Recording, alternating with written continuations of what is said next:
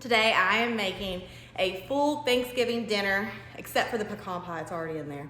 You'll see that in our cabin video. But I'm making a full Thanksgiving dinner using my grandma's recipes, and I'm gonna do step by step, just in case you would like to try any of them. I'm telling you, they're the best you'll ever have. So first we're gonna start with a sweet potato pie and a pumpkin pie. I do desserts first, just so they have time to chill, you know what I mean? This is probably gonna take a whole day, but here's the sweet potato pie recipe if you wanna pause it, screenshot it, whatever you wanna do. And so this is for making 2 of them, because she would make 2 of them, but I'm gonna half it.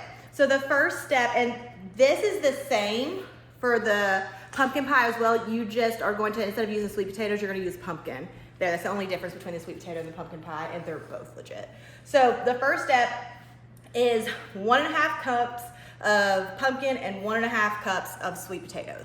So my grandma would actually take the sweet potatoes and pick out what she considered to be the best looking sweet potatoes in the can. Of course, you could do this with fresh. We just have a lot of stuff going on. So we're not. And I'm not gonna take the time to pick out the best ones. I know my grandma's so upset with me right now.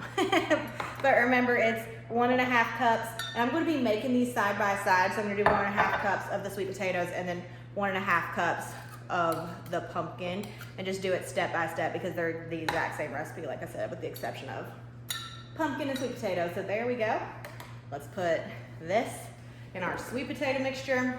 And then I'm gonna go with a different one, so you don't have sweet potato juices on it. I'm gonna do 1.5 cups of pumpkin. I had some leftover pumpkin because me and Keegan was like, which one of these recipes do we like the most? Because she has like a creamy version, and then she has a regular version. We decided we like the regular version, so we'll do that. Almost use the same fork. We don't want to do the cross contamination between the pumpkin and the potatoes. Not for anything other than like flavor is concerned, obviously. The next step is 1 stick of butter, but remember we're halving it, so a half a stick for one bowl, a half a stick for another one if you're making a pumpkin and a sweet potato at the same time. I am gonna soften this butter half a stick at a time and then pour it in each bowl. Going in one mixture, and then we're gonna do the same with the other. Next step for each is 1.5 cups of sugar. Next step, you're gonna do half a teaspoon of vanilla in each of these mixtures. Now I'm sure this next step, most people use cinnamon. I'm using nutmeg. My grandma didn't like cinnamon, so she used nutmeg. So you could probably use cinnamon and you like it a little bit better. The instructions say a pinch, so we're gonna, just do little shakes. You wouldn't be grandma's recipe without a pinch instruction in there, would it? Next step is 4 eggs beaten, so that means 2. So 2 in my sweet potato, 2 in my pumpkin, and you're gonna beat them before you throw them in there. So we're gonna put it in a separate small bowl. I don't know what we're talking about. We're almost there. This is the last step. So for 2 of them, it's half a can. For 1, it is a 1/4. You see that math? You see that math? Here, man. You see that? Bam! Right there. You wanna see what it's looking like? Look at it. Look at it. Can you see it? Can they see it? Mm-hmm. Yep. So that's sweet potato. This one's pumpkin. If you are saying that looks good, you're lying. It will taste good though. It'll taste good. It doesn't look really good. Now we're going to put this in the oven at 350 for 1 hour and 20 minutes. Now that is true for 2 pies. So I'm still doing 2 pies. For 1 pie, I don't know. I'm not mathing that to that extreme. Most things of my grandma's is like a stir, like the pecan pie. These were actually mixed, so you're gonna mix.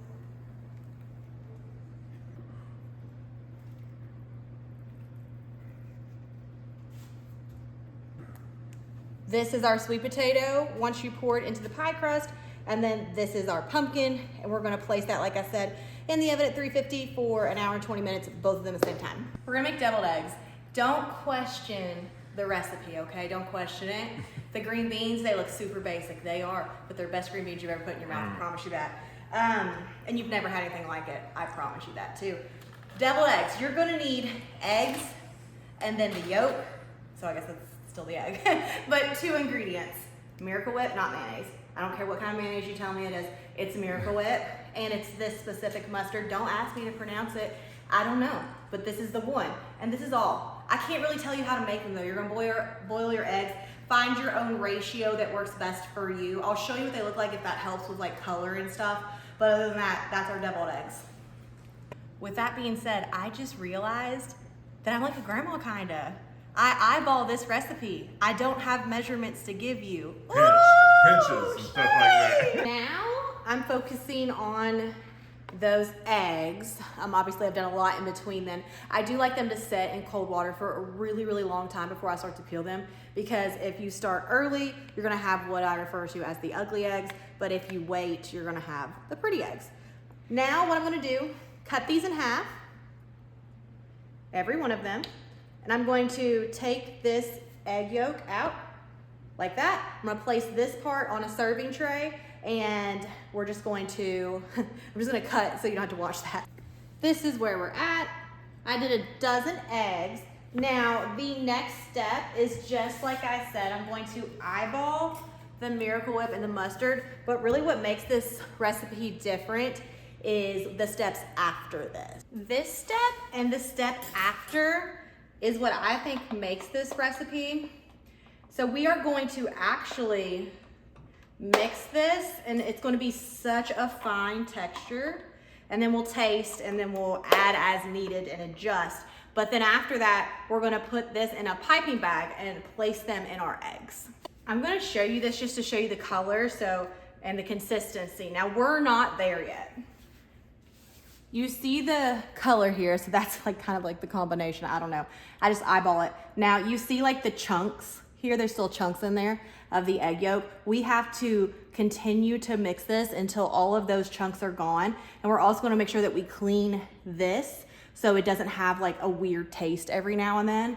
We're very, very particular about the filling of the deviled eggs. Once I've gotten this to my desired mixture with as few chunks in there as possible, I wanna place this mixture in a piping bag. If you don't have a piping bag, obviously you could use the whole Ziploc scissor method, but piping bag definitely does better, because what you're gonna do is you're going to swirl that mixture in these eggs. And it's gonna be so cute, but it's also gonna taste amazing. There we have it. You did not expect this, did you? All right, so I'm gonna go ahead and get started on the spiral ham at this point, because it does take a little bit longer, not as long as you would think, not as long as a turkey takes. Why am I not making a turkey on Thanksgiving? Well, let me tell you, there is this family of turkeys that lives by our house. And I mean, like, they've lived there since we have lived there. I mean, every spring we see baby turkeys. They look like baby emus. I think my girls might not eat anything if they've seen a turkey on the table, because they love those turkeys. So we're cooking a spiral ham. The main thing I'm doing here, I'm not using the glaze that it comes with. Not that there's anything wrong with it, it's just I like this recipe better. So all I'm doing for the glaze is 1 cup of brown sugar and a 1/2 cup of honey, and then I'm gonna pour it all over that. I'll probably double that because it's like so good, and pour it on throughout while it's cooking.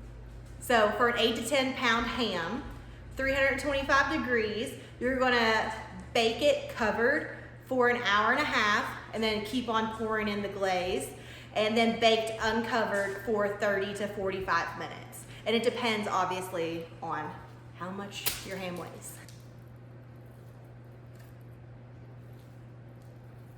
So now we get to cover it with Reynolds wrap. We're on to corn pudding. Here you go. There's the little Mamaws recipe card.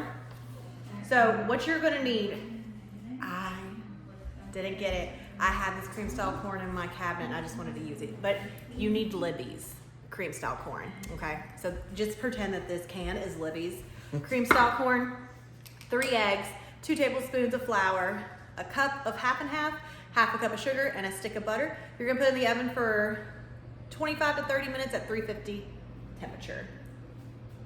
All right, first step, Libby's for sure, cream style corn. And I'm gonna put this in a bowl. Technically you don't have to. That's probably me just like adding steps because that's what my ADD brain does.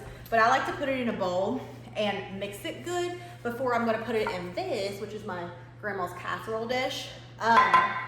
I tried it the other way, just going directly into the pan when we were eating with Randy at his cabin. And I don't feel like it turned out the way that it should have. That's the only time the recipe turned out different. So I'm saying that that's what did it. I don't know that though, obviously. So far, I've put definitely Libby's cream style corn in here. It does make a difference. You're gonna say it does. I'm telling you it does. I'm going to taste the difference, but I had to use it. I'm also, it's probably my ADD brain. Probably just my ADD brain making extra steps that aren't necessary, but I don't think so. Now, I am going to make sure these 3 eggs, I'm going to beat in a smaller bowl before I put them into our larger bowl. I also think that was a huge difference between the time that my recipe failed me, the only time. So we're just gonna go with it. There's our 3 eggs. And then the next step was 2 tablespoons of flour. So I'm gonna take our flour here. That is provided by our cabin. And we're just using 2 tablespoons of this. So 1 and 2. And then we're gonna take a cup of half and half. So I have the Land of Lakes half and half. We're gonna take a cup of it and pour it into the big bowl mixture.